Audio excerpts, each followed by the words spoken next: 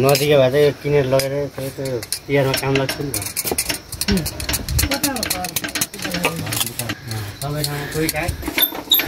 यो चाहिँ केबाट बन्ने हो र दाजु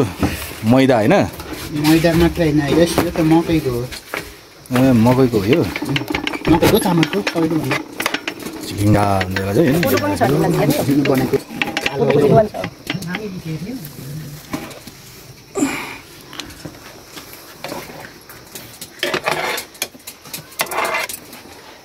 कोदोको झिलिङ्गा है यो चाहिँ पोखरा पठाउन राखेको रे यो हाम्रो दिदीले गइसक्यो चिताउन बुटुल जान्छ धेरै जस्तो कोदो यो कहाँ पठाउनलाई रे दिदी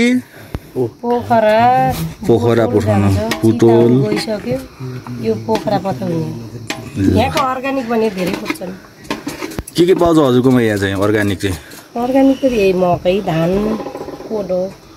यहाँको धानको चामलको रातो यहाँको के अरे मासिक चामल कि के भन्छ त्यसको त जति 200 मा बेच्छु अहिले छैन त्यो यो एक पिसको 200 मा एक दर्जनले 12 ए 12 त हो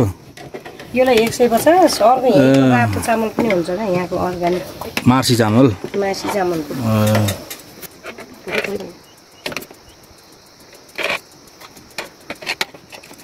अब दही पेल्न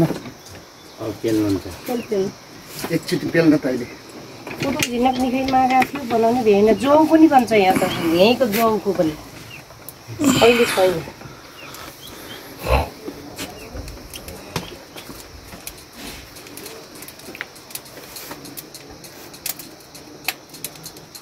तल हेर्न तल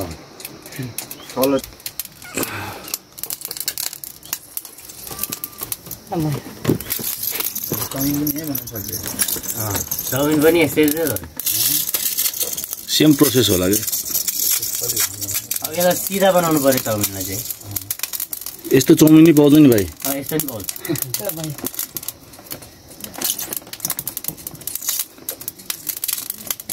तेलमा के गरेर त्यस्तो भयो त्यो पानीमा गरेर कम्बिनेसन हुन्छ चाउमिन मैदाको चाहिन्छ उता त्यो जुम्लातिर त्यता पुरै चाउमिन त्यसलाई त्यो घरै बनाएर बुढी उता आमा छ भयो यहाँ अहिले झिन्न छिटो क्या ढिला भयो कोटी चक कति यहाँ थालिदिनु त भयो